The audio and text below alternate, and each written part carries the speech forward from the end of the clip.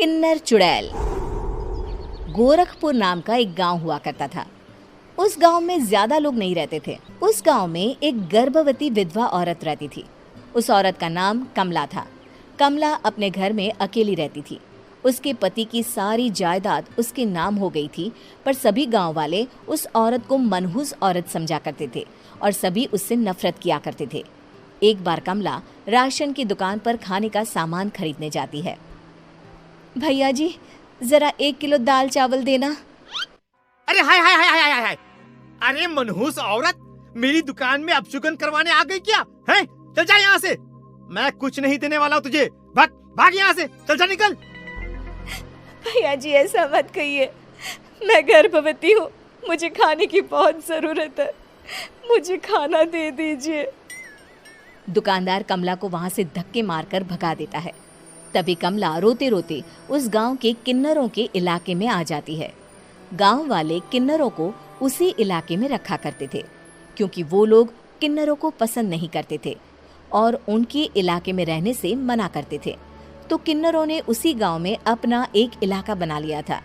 जब किन्नर लोग देखते हैं कि एक गर्भवती महिला रोते रोते उनके इलाके में आ गई है, तो सारे किन्नर कमला के पास जाकर उसका हाल पूछने लगते हैं।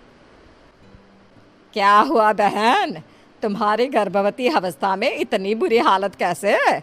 तुम रो क्यों रही हो? तुम डरो मत, हम तुम्हें कोई नुकसान नहीं पहुंचाएंगे। तुम शांत होकर सब बताओ कि हुआ क्या है। मैं कमला हूँ, मैं गांव के दूसरे इलाके से आई हूँ। 2 महीने पहले ही मेरे पति की मौत हुई है। मुझे गांव के लोग मनहूस मानते हैं, क्योंकि मैं विधवा हूँ और गर्भवती भी। वहाँ के लोग मुझे खाने के लिए कुछ बेचने के लिए भी तैयार नहीं, जिससे मेरा गुजारा नहीं हो रहा था। कोई बात नहीं कमला, हम तुम्हारा ख्याल रखेंगे। किन्नर लोग कमला को एक खाली घर में रहने के लिए जगह दे देते हैं और उसकी देखभाल भी करते हैं। कुछ ही महीने बाद कमला अपने बच्चे को जन्म देती है, पर अफसोस, कमला बच्चे को जन्म देते ही अपनी जान गंवा देती है। जब सब किन्नर बच्चे को देखते हैं तो बहुत खुश हो जाते हैं, क्योंकि वो बच्चा भी किन्नर ही था। कमला ने एक किन्नर बच्चे को जन्म दिया था। अब इस बच्चे की देखभाल कौन करेगा? हम तो इस बच्चे को गांव के दूसरे इलाके में भी नहीं भेज सकते। और तो क्या हुआ, इस बच्चे की माँ नहीं रही तो हम इसे पालेंगे। अब ये हमारे इलाके में रहेगा, हमारे साथ रहेगा। फिर वो किन्नर उस किन्नर बच्चे को गोद ले लेते हैं, उसका नामकरण कराते हैं। उस किन्नर बच्चे का नाम शक्ति रखा जाता है। देखते ही देखते शक्ति बड़ी होने लगती है। उसके रंग रूप बहुत सुंदर थे। वो बहुत सुंदर किन्नर दिखती है। एक दिन शक्ति एक किन्नर से पूछती है, माँ जी सुनिए ना, ये गांव के दूसरे इलाके में भी तो लोग रहते हैं, तो हम वहाँ क्यों नहीं जाते? हम उनसे अलग क्यों रहते हैं? शक्ति, क्योंकि वो लोग हमारे जैसे नहीं, वो लोग हमें पसंद नहीं करते, इसीलिए हम उनसे अलग रहते हैं। क्यों? वो हमें क्यों पसंद नहीं करते? मुझे एक बार उस इलाके में जाना है, मैं एक बार वहाँ जाकर घूम कर आऊँ। शक्ति, खबरदार, जो तू उस इलाके में कभी भी गई तो अपनी जान नहीं गंवाना चाहती तो उस इलाके में कभी कदम भी नहीं रखेगी, समझी?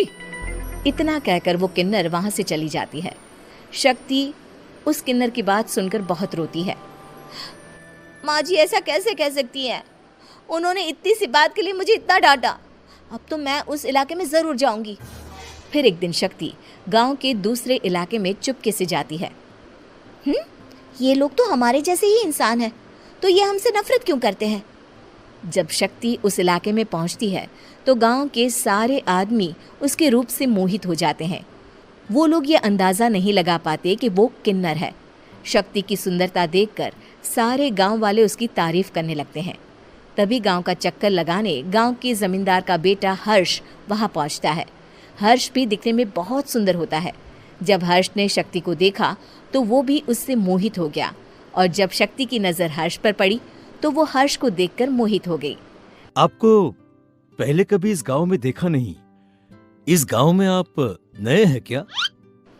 जी नहीं, वो मैं बस। तभी शक्ति बोलते बोलते रुक जाती है और मन में सोचने लगती है, अगर मैंने इनको बता दिया कि मैं दूसरे इलाके से आई हूँ तो वो समझ जाएंगे कि मैं किन्नर हूँ, इसलिए मुझे इनसे झूठ ही बोलना पड़ेगा। शक्ति हर्ष को कहती है, जी हाँ, मैं इस गांव में नई आई हूँ, यहाँ अकेली रहती हूँ। वैसे आप कौन है? आप भी इसी गांव में रहते हैं? जी हाँ, मैं इस गांव के जमींदार का बेटा हूँ।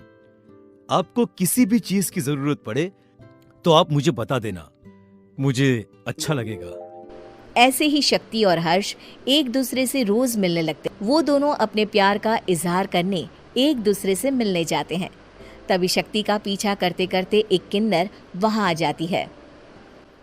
शक्ति, मैं तुमसे बहुत प्यार करता हूँ। मैं तुमसे शादी करना चाहता हूँ। क्या तुम मुझसे शादी करोगी? हाँ हर्ष, मैं तुमसे शादी करूँगी, पर मैं तुमको अपने बारे में एक सच्चाई बताना चाहती हूँ जो मैंने तुमसे छुपा कर रखी है।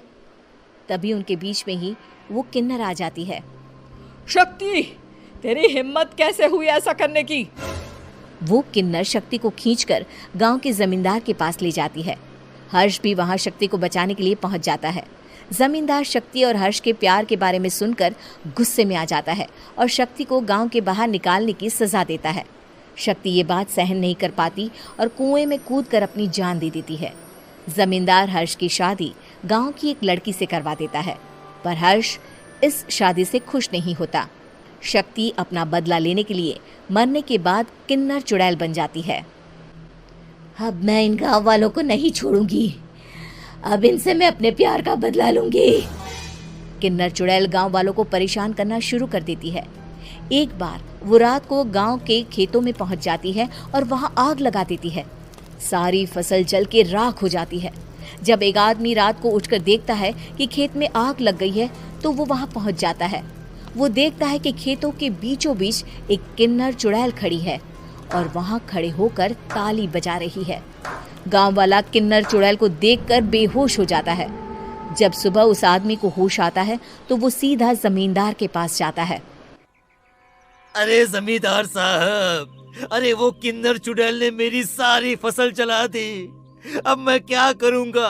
क्या होगा मेरा? जमींदार चुड़ैल किन्नर का नाम सुनते ही सब कुछ समझ जाता है। अब वो बहुत डर जाता है। उसी रात को जब जमींदार डर के मारे अपने कमरे में सो नहीं पाता, तभी वहां अचानक से किन्नर चुड़ैल आ जाती है। किन्नर चुड़ैल जोर जोर से जमींदार के आगे खड़ी होकर हंसने लगती है और ताली बजाने लगती है। जमींदार उस डरावनी किन्नर चुड़ैल को देखकर बहुत डर जाता है। तूने मेरे साथ बहुत बुरा किया, अब मैं तुझे जान से मार दूंगी। नहीं नहीं नहीं नहीं नहीं, मुझे माफ कर दो, मुझे मत मारो। मैं कभी ऐसा दोबारा नहीं करूंगा। अब तुम जो बोलोगी वही मैं करूंगा। ठीक है, मैं चाहती हूँ कि किन्नर इलाका गांव के इलाके से जुड़े और गांव का कोई भी आदमी किन्नर समाज से द्वेष ना करे, उससे नफरत ना करे, नहीं तो मैं सारे गांव को मार दूंगी। और तुम गांव में एक नया कानून बनाओ कि अगर किसी ने भी किन्नर समाज को हानि पहुंचाने की कोशिश भी करी या इनसे भेदभाव करने की भी कोशिश करी तो उनको कड़ी से कड़ी सजा मिलेगी। हाँ हाँ हाँ हाँ, मैं ऐसा ही करूंगा। तुम जो बोलोगी वो मैं करूंगा, पर मुझे जाने दो प्लीज। तब वो किन्नर चुड़ैल वहां से चली जाती है। गांव का जमींदार किन्नर चुड़ैल का कहा मानते हुए दोनों इलाकों को एक कर देता है और नया कानून भी लागू कर देता है। तब से वहां किन्नर समाज और बाकी गांव वाले शांतिपूर्वक रहने लगते हैं। उम्मीद है कि आपको हमारी ये कहानी पसंद आई होगी। कृपया हमारे चैनल को सब्सक्राइब करें और सभी अपडेट्स के लिए बेल आइकन जरूर क्लिक करें। और हाँ, वीडियो लाइक और शेयर करना मत भूलिएगा। Bye bye.